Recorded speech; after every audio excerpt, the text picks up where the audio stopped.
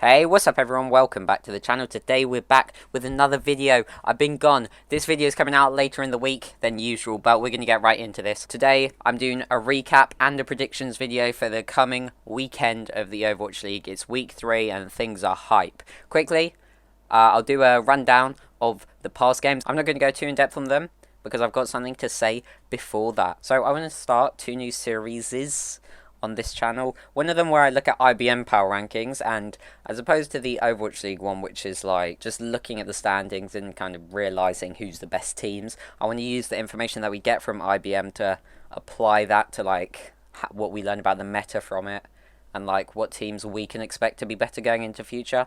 And then the other thing I want to do is actual analytical videos where I look at maps and games that you guys tell me to look at. So please tell me in the comments any games that you want me to analyse, because I'm meant to be an armchair analyst. I've not done much analysing so far, have I? So yeah, comment down below what you want to see, what maps you want to see, and also comment down below any other series you want to see. I'll try and take it into consideration. But let's get going with last weekend's games. We had some really good games, a couple of upsets. My North America was fire though.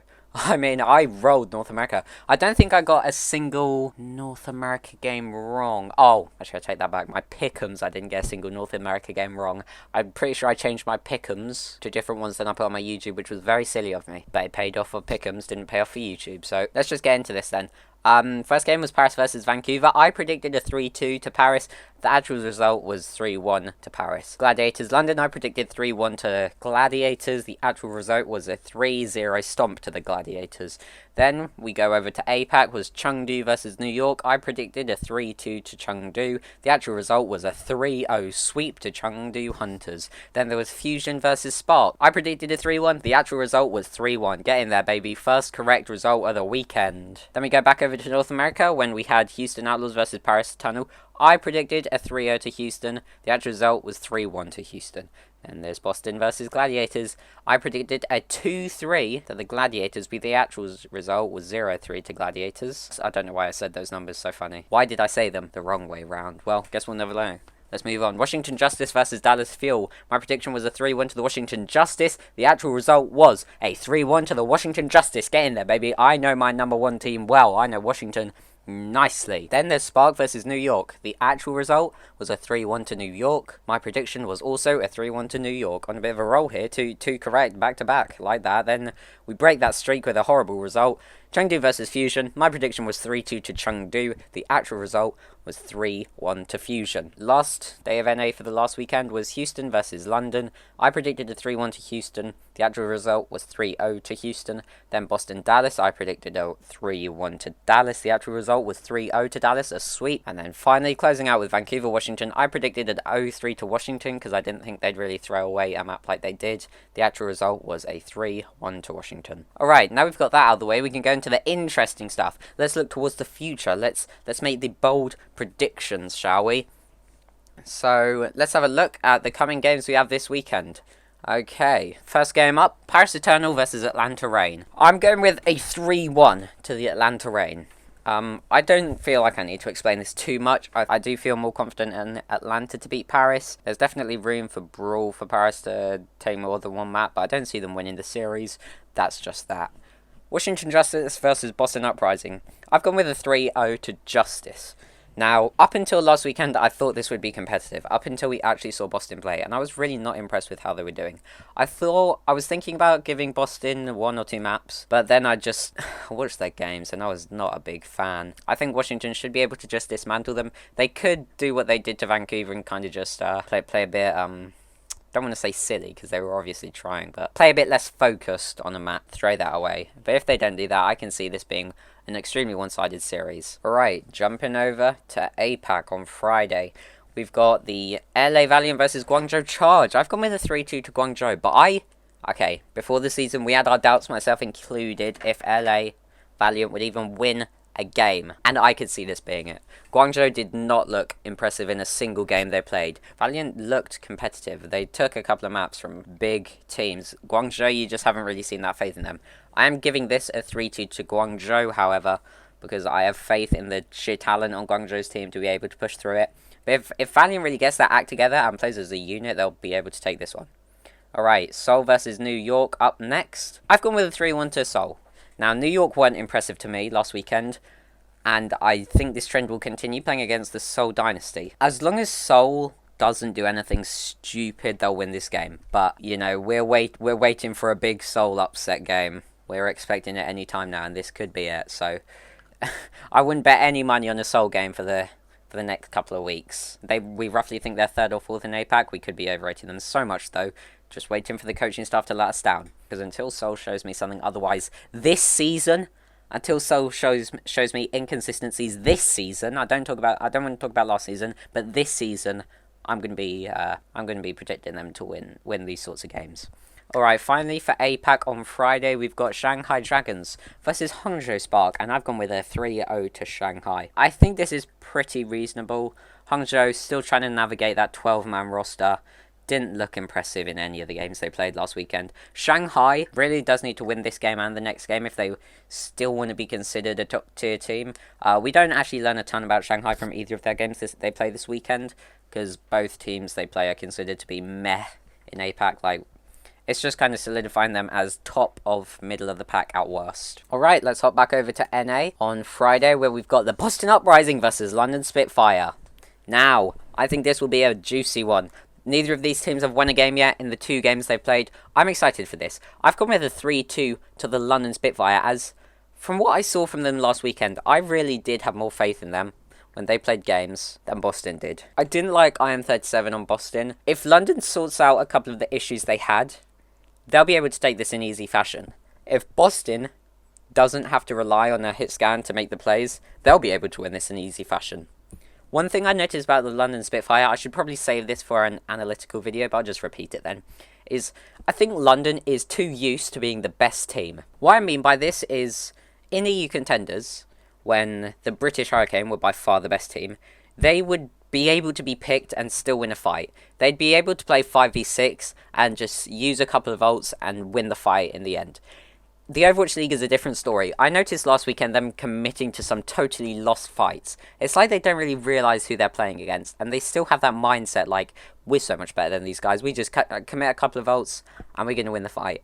And I think that's something they really need to change, because if they continue that trend, it's just such an obvious win condition for whoever the opponent is. Like, just make sure you get in the picks and then you should win the fight. If London fixes this, I can see them being a middle-of-the-pack team, however. Then we've got the San Francisco Shock versus Florida Mayhem.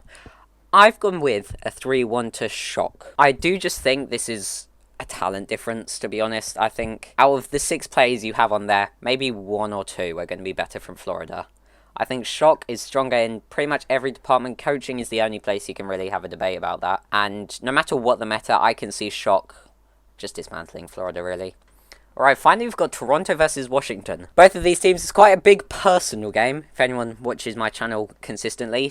Toronto, I've got higher than everyone else does. Washington, I've got higher than everyone else does. Admittedly, Washington, I've got a lot higher than I do Toronto, so I've predicted a 3-1 to them. Both these teams, I'm going out on a limb by having them so high up. So this I think is similar to the Shock Mayhem one. I think Justice is pretty much just a better Toronto. Once again, comparing it to Shock versus Florida, Justice, I think, just has better talent out there.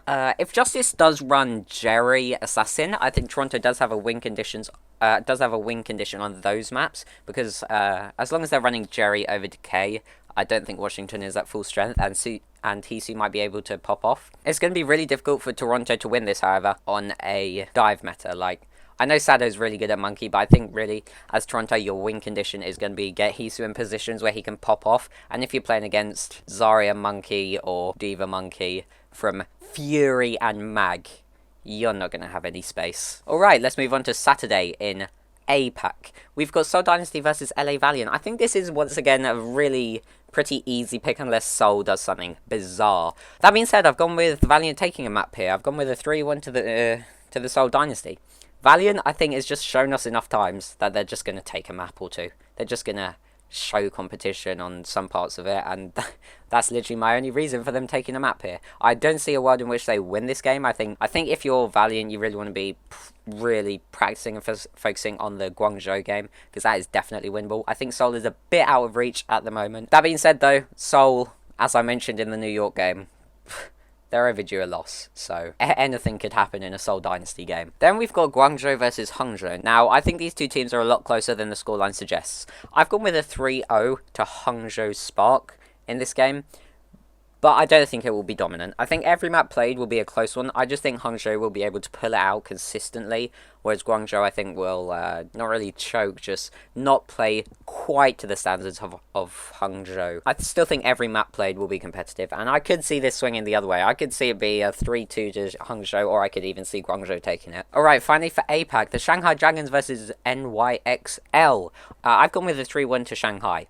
Now, Shanghai should win this. The fact that we're having doubts about Shanghai winning this is really not a good sign for Shanghai. Shanghai needs to come out in this and prove us all wrong.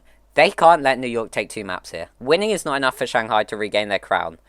They can't prove much to us this weekend, other than that they're top of middle of the pack in APAC. Because they're not playing, they're not playing Chengdu or Philly. They're not playing who we'd consider the top teams in the Eastern Division at the moment. So to look close in these would be almost a worst case scenario for this team. Obviously, worst case would be just losing the games outright and getting rolled, but I don't think that's realistic whatsoever. I think that's quite an easy one though. 3-1 to Shanghai. Let's move back over to NA. We've got Florida Mayhem versus Paris Eternal. I've gone with a 3-0 to the Florida Mayhem. I think if Florida lose maps here, it will just be a bit of a lazy thing. I don't think Paris is going to outskill them or outcoach them whatsoever. You can see them take a map or two on a brawl comp. If they're mirroring dive or double bubble, I think this does go in favour of Florida Mayhem by far. Then we've got the London Spitfire versus Toronto Defiant, and I've gone with a 3-1 to Toronto. Now, it's definitely more winnable for London to win their game against Boston, but if they properly prepare for this, if they fix the mistakes that I mentioned earlier, I could see them make this game a lot closer than I've said. I think Toronto will be able to have an advantage in most aspects, but London has the polish, London has the finish, London has the synergy that they could use against a team like Toronto, who they've got players from all 4 corners of the earth. Like, synergy-wise, London should be a lot better. If you can match it on a brawl comp, they could be able to do this, similar to the Florida-Paris game. If they mirror a double bubble of dive, they're going to get owned though. Alright, final game for the weekend is the San Francisco Shock versus Atlanta Raid. I've gone with a 3-0 to the San Francisco Shock. Shock should have this in the bag. Atlanta, they've got their DPS line. Atlanta could carry this out on DPS line. I don't think Atlanta's going to get a map though. I think 3-0 to San Francisco Shock is a pretty reasonable prediction. While the scoreline does suggest the SF Shock is miles and miles and miles ahead of Atlanta, I don't think they are. I think if we're really judging it on skill and how it should come out, I'd go with a 3-1 to Shock. Thanks so much for watching the whole video. I hope you enjoyed it. I'll see you in the next one. Make sure you comment down below what maps you want to see me analyse with my deep knowledge of the game of Overwatch. And thanks for watching. I'll see you in the next one. Goodbye.